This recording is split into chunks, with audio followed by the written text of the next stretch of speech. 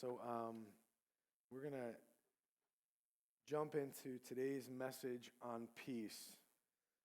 Want to tell you, I had definitely not a peaceful week this week. And I was sitting at my desk on Wednesday and in my office, and I was literally had my phone in my hand, about to text Jen, you need to bail me out.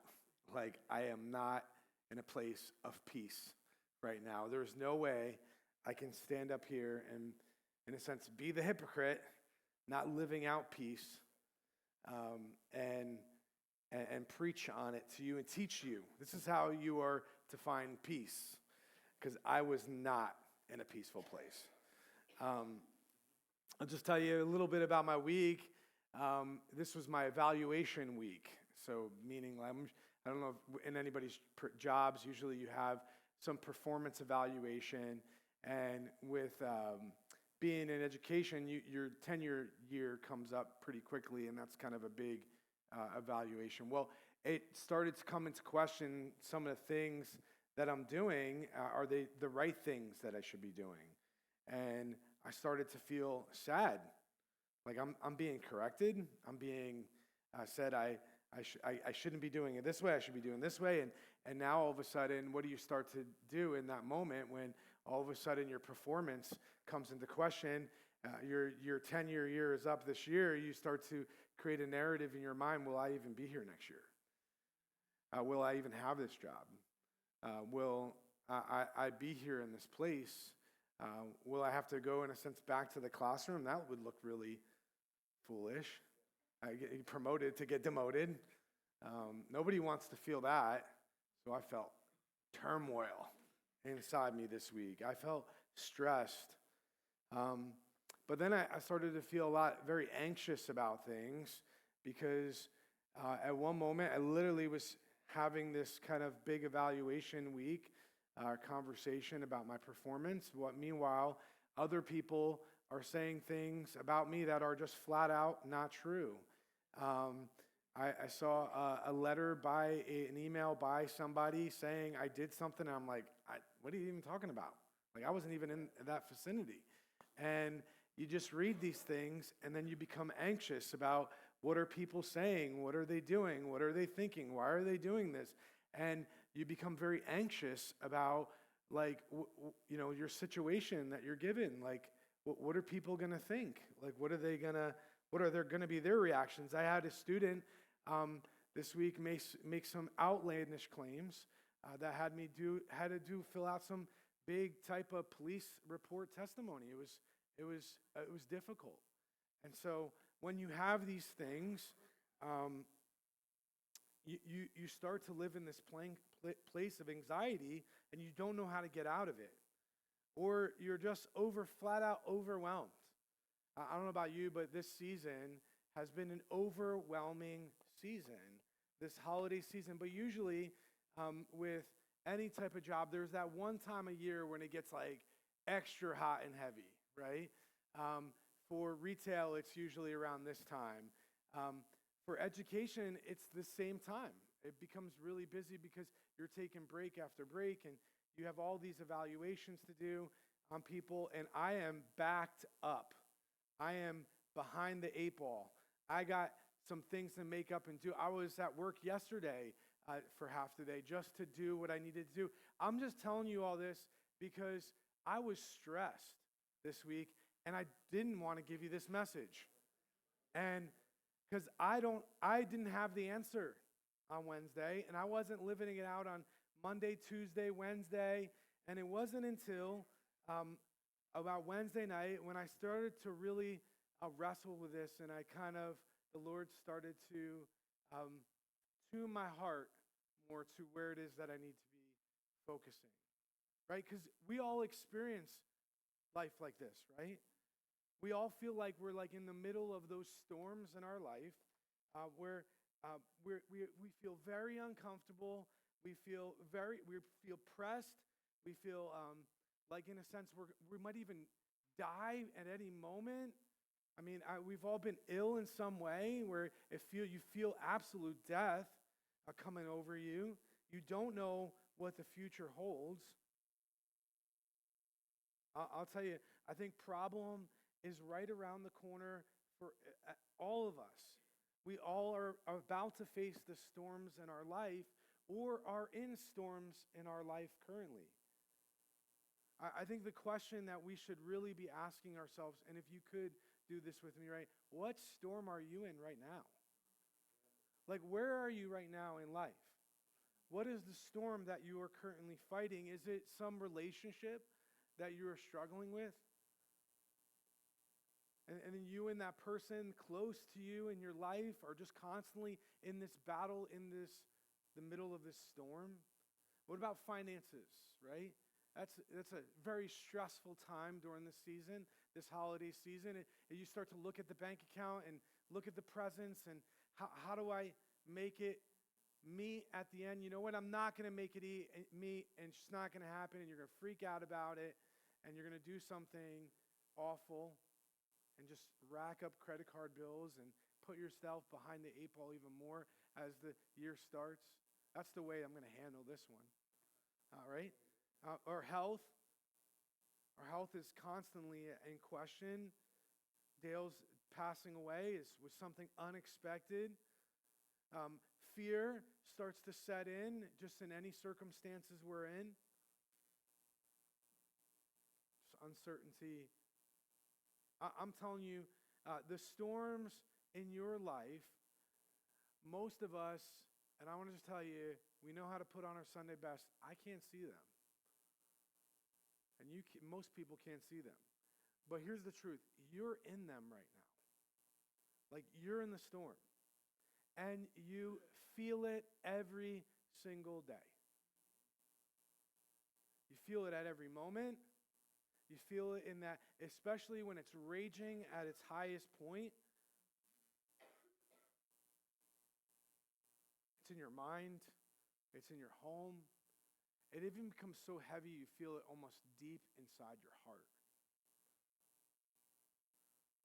See, the songs that we were even singing this morning are just setting up the message, and because we're going to talk about Jesus on the boat in the storm. And some of the two that came to me. So Wednesday night, I told you I had this little revelation of, how I could deal with this scenario. So every night, I read the storybook Bible, just about every night. I do have my off nights. And I read the Jesus Storybook Bible to my kids. And I go down there, I sit in Scarlett's little swirly chair, and I read them the Jesus Storybook Bible, her pink swirly chair. And so, and I was just exhausted. I didn't want to read it, so I'm just waiting for them to brush their teeth. And I open up my Bible on my phone, my Logos software, and I find the story of Jesus on the sleeping on the boat when the disciples are in the middle of the storm. I want to read that to us this morning because at that moment, me and my kids went through a journey that started to help change my heart and help me see what I needed to see in that moment, and what I'm hoping that you could see too with me. It says in Mark chapter 4, verse 35, that day, when evening came, he said to his disciples, "Let us go over to the other side." Leaving the crowd behind, they took him along, just as he was in the boat. There were also other boats with him, and a small, furious squall came up, and the waves broke over the boat so that it was nearly swamped. Jesus was in the stern, sleeping on a cushion. Now, I just want us to understand a few things about this. They're on this lake, the Sea of Galilee, right? And it is a lowest freshwater lake in that region, or I think even in all the world. And the way the mountains are and the way the winds blow on this lake that is 13 miles long and 8 miles wide, it could end up becoming very, very stormy within a moment's notice. John MacArthur said, as he was crossing on a boat, he was on the front of the boat, and it was peaceful and it was beautiful. And he shares in his message that all of a sudden, winds came so heavy and so hard with 5-foot waves that he had to get back to the boat into a safe place, and they all had to hide so just so they couldn't get wet. And on this 35-foot boat they were on, they had to end up, they were still getting wet from the waves crashing over the front of the boat. And so on this lake, storms happen very fast and quickly. But this one was not like just some 5-foot waves. They're suspecting that these waves would be at a height of 13 feet. Now, this is the type of waves that Jesus and his disciples were experiencing. Now, I don't know about you, but I'm reading this text. I'm like, how the heck is Jesus sleeping? Okay? Like, how is he sleeping right now? Like, I don't know if you've ever been on a boat. Like, there's no sleeping on a boat. But we know, right, Jesus was the God-man. And as a God-man, he was also man. And earlier, he was doing a lot of teaching and a lot of preaching to people, healing. And this is what happened everywhere you go. And I want to tell you, like, sometimes we all go to work. We work with people. You come home, you're exhausted just from people, from talking. Even on a Sunday, you could just walk out here and you'd be like, oh, man, I'm exhausted. That was a lot of conversation. That was a lot of people, okay? Jesus is not dealing with like 120 people. He's dealing with thousands of people every day. And so he was just so wiped that he just was asleep. He was still present. He was just asleep on the boat. And so his disciples say something really important here that I feel like we're saying we could say all the time in the middle of the storms of our life. The disciples woke him and said to him, "Teacher, don't you care if we drown?"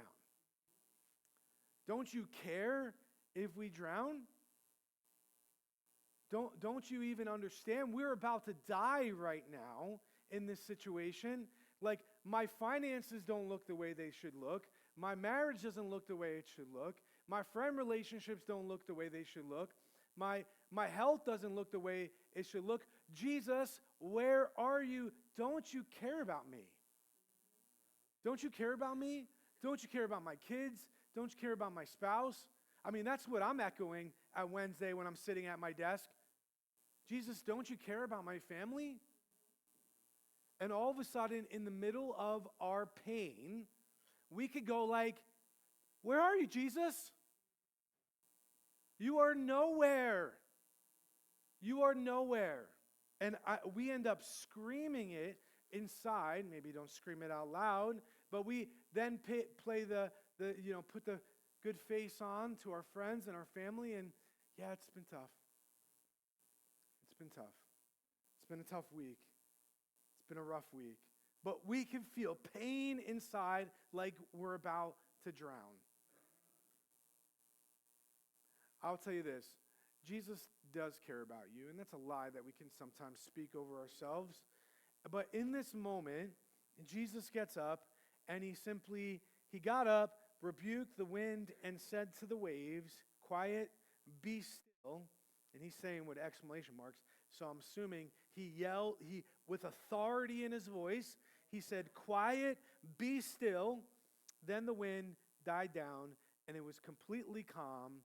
And he says to him, "Why are you so afraid? Do you not have faith? Do you have no faith?" Now, here's a big question that we have to ask ourselves, or the big wrestling match I think sometimes we have, is these storms in our life. We sometimes think that God doesn't love me. We sometimes will say things like, God doesn't care about me because I have storms in my life. Correct? What's up? You can't hear this? Oh, the buzzing. See, that's what happened. I got that kid ear on, and I don't even notice anything. All right, praise the Lord. Way to go, Devin and sound team. All right, so you end up having the reality of, I don't even know where I was at. Where was I at? We end up saying to Jesus, we question him, and Jesus questions us. Do you still have no faith? I want to tell you, ladies and gentlemen, the storms will come. And they have to come. And if they don't come, you should be suspect. Okay? Okay? You should be suspect. The purpose of the storms is to help remind us of who's in our boat. Because in those moments, when Wednesday night, when I'm reading to my kids, I finally got it and was reminded of this by my daughter. My daughter ends up saying to me, Daddy, is that when they walked on the water? I'm like, no, that's not when they actually walked on the water. Let me go to that story. Let's talk about that story. Oh, Daddy, I know the story. Peter got out of the boat and he was walking on water and then he started to sink. Let's go to that real quick. And so we end up jumping into the text in Matthew chapter 14. I'm taking you to me on the pink swivelly chair in my daughter's room. And so we read from this. And actually, I showed them a video because I thought the video would be good for them to watch from The Chosen. And so it says in verse 22 in chapter 14, it says, immediately Jesus made the disciples get into the boat and go ahead of him to the other side while he dismissed the crowd. After he had dismissed them, he went up on the mountainside by himself to pray. Later that night, he was there alone, and the boat was already a considerable distance from land, buffeted by the waves because the wind was against it. So it's not moving forward, just standing still in a sense. Shortly before dawn, Jesus went out to them, walking on the lake. The disciples saw him walking on the lake, and they were terrified. It's a ghost, they say, and cried out in fear. But Jesus immediately said to them, take courage, it is I, don't be afraid. Lord, if it is you, Peter replied, tell me to come to you on the water. Come, he said. Peter got down out of the boat. I don't know about you, but like just watching the video again was like, man, you got guts, dude. You got some faith. You got some faith. He gets down out of the boat and has to take that first step onto the water. I'm sure in that moment there was concern. Is this water going to hold me? But I was reminded of something through this text and of why he was able to stand. Because when he saw Peter got down out of the boat, walked on the water, came to Jesus, but when he saw the wind, he was afraid and beginning to sink, cried out, Lord, save me. Immediately, Jesus reached out his hand, caught him. You of little faith, he said, why did you doubt? Now, here's something interesting. Like, Jesus says, you have little faith. Like, Jesus, what about those 3 steps I just took on the water with you? Like, I had faith up until that point. Like, let's celebrate that. But, like, how was Peter even able to walk on the water? How was he able to, in a sense, while the storm is raging, they physically cannot go any farther, and he still is trusting that Jesus is calling him and he could stand on the water. How? Because he kept his eyes on Jesus. Because we know he began to sink as soon as when what? He took his eyes off of Jesus. So you will experience storms in your life. You will experience fear in your life. Now, it's in those moments, what do? You will sink if your eyes come off of Jesus. You will stay fixed on Jesus. I can have this fear raging against me, and I have my eyes fixed on Jesus, and I will continue to walk on the water.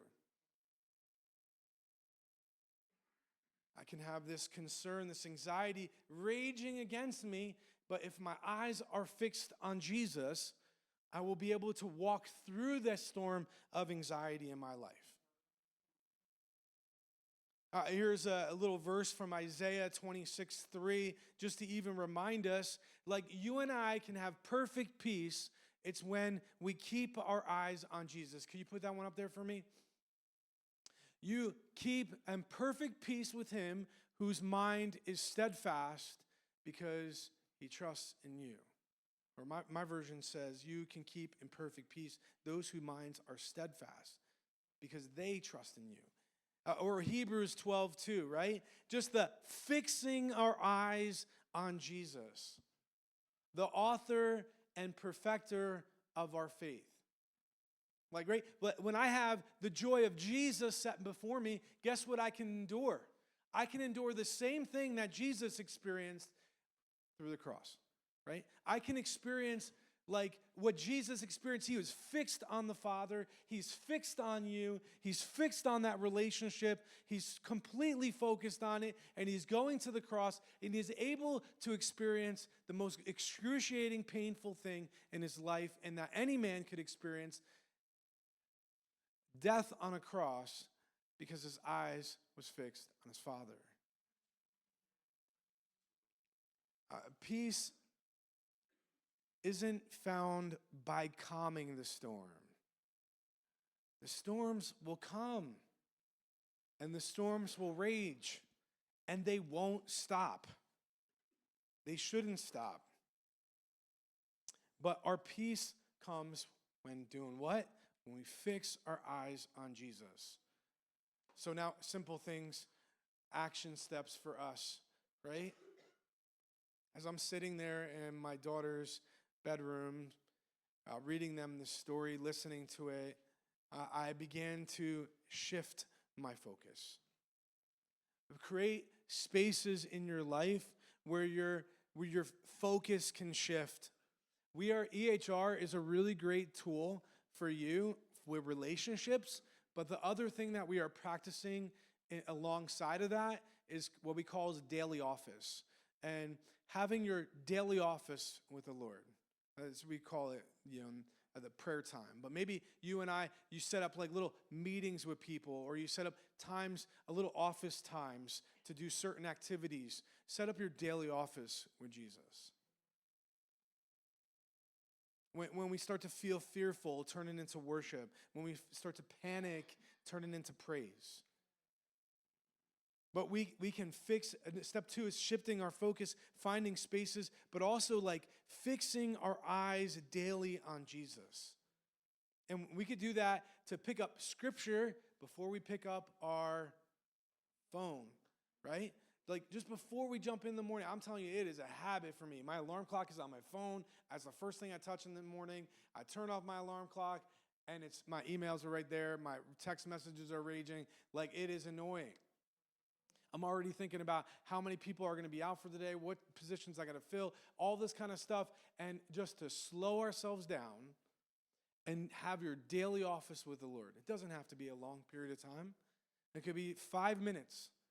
You set aside your 5 minutes, your office time with the Lord, where you get to fix yourself on him. We've even been practicing in those daily offices. We can easily become distracted, right? Easily become distracted. But like having a prayer time, but like a short, simple prayer. Like, Lord, here I am. And say it over and over again. Just say it over and over again during your daily office with the Lord, like your prayer time with the Lord. Lord, here I am. Or if the storm is raging around you, Jesus is in the boat. He's in the boat. Jesus, you're in the boat with me. I got to remind myself, you're in the boat with me. Jesus, you're walking on the water with me. You're walking on the water. Jesus, you are in control. And saying simple things like that. Because the narrative, here's the third thing you got to do, is you got to start to change the narrative. We can end up speaking ill things over ourselves, and we can start to say, the storm in our life says, in a sense, right? You're going to drown. And Jesus says, why are you afraid? I am right here. The storm will say, you're going down. That's it. It's over for you. You're going down. You're alone in this. There's nobody here with you. And Jesus says, I will never leave you nor forsake you. The storm will sometimes say, just give up. Just give up. Instead, Jesus says, hold on. I have overcome the world. The storm says, you're sinking. And Jesus says, take my hand. The storm says, peace is impossible. And Jesus says, my peace I give to you. The storms in your life will always speak over you and to you, but peace comes when we decide to fix our eyes on Jesus and listen to his voice. When we fix our eyes on the wind and the waves, we will sink. When we fix our eyes on Jesus, we'll continue to walk through the storm.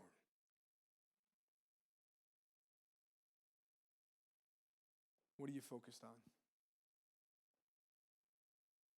Let's be honest. What are you focused on? Has there been things in your life that you've just been focusing on? And we have to remind ourselves hey, I need to shift my eyes back to Jesus. I'm telling you, if you are not, again, if you're saying right now, let's just be honest, if you're just like, yeah, I have my eyes on Jesus all the time, I'm sorry. You're a better person than I am. Like it was raging in my life this week. Raging. And guess what I was doing? I was sinking. I was flat out sinking. I was drowning. And I'm saying, Jesus, where are you? I'm dying. Where are you at?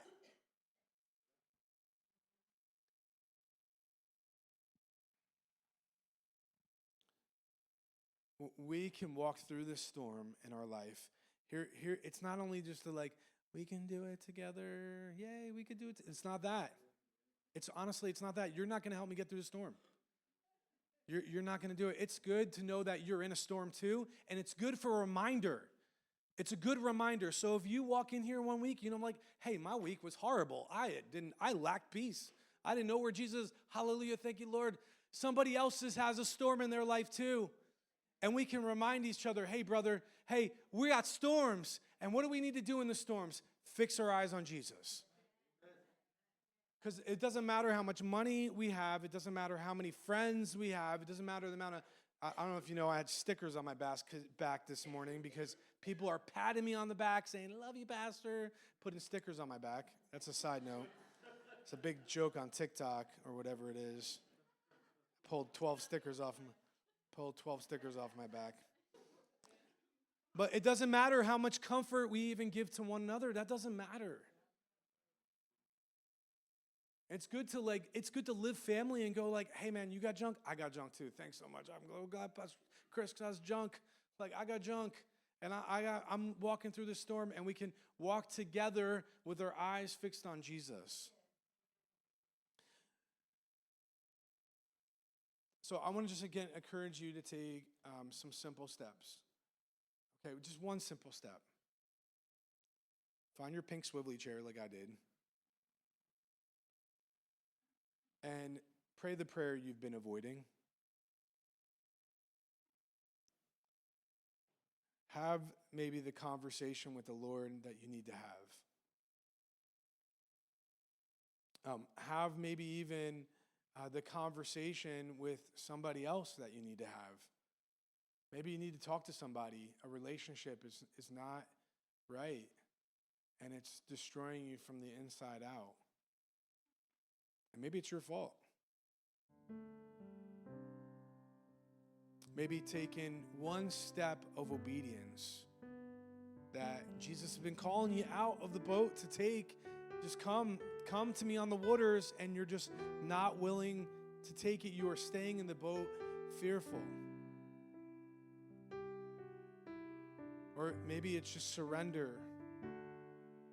Surrender yourself to him. Because you've been fighting. I'm not going that way. I'm not going through that storm. I'm going the calm route. That's what us Christians are supposed to be. We're supposed to be perfect and holy all the time. It's supposed to be perfect in our world. And we're supposed to have this peace that the world knows nothing about. Yeah, the peace is Jesus. It's not the storm. I find peace. I find Jesus in the storm of my life. So calmness is not what we're looking for. Happiness is not what we're looking for. We're looking for Jesus. He's wonderful counselor. He's mighty God. He is the Prince of Peace. And he's waiting for you. But guess where he's standing? He's standing on the waves. And he's inviting you to come to him. So Lord, I pray this morning that people would come to you, Jesus. They would just come to you. They wouldn't come to you with requests to fix the situation, or they would just come to you and just to be with you. God, I saw it this week in my life as I wanted to say, I give up, I quit, I'm not preaching this message. God, when I focused my eyes on you, when I focused my eyes on you, the author and the perfecter of my faith, God, that's what you're doing in us. You're shaping and molding and growing and strengthening our faith in you. And God, as we continue to walk with you, the storms are going to get greater. They're not going to get easier. It's going to get easier to walk through them because our eyes are on you, but they're not going to stop. And that's when the world will look and wonder and see, what do they have that they're able to walk through this storm worshiping you?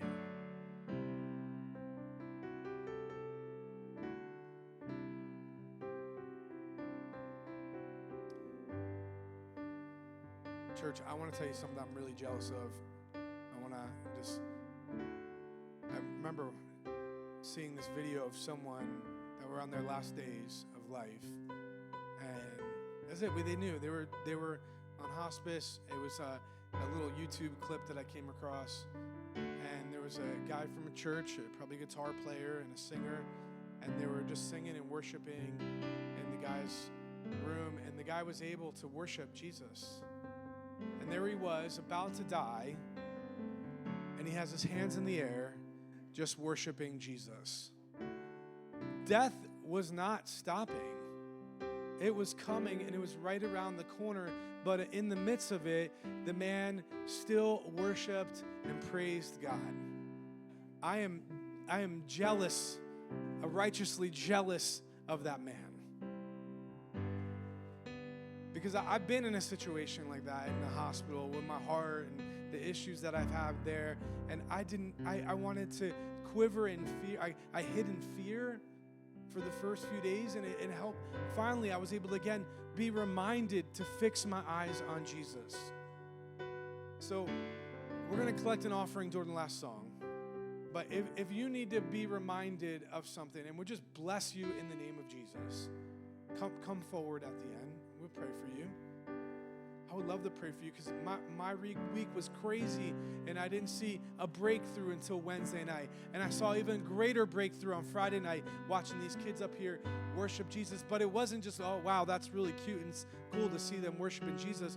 I was back there in the corner, and I found my own space with God and focused my eyes on him and watched him transform my life. So God, we come before you today in closing out this service.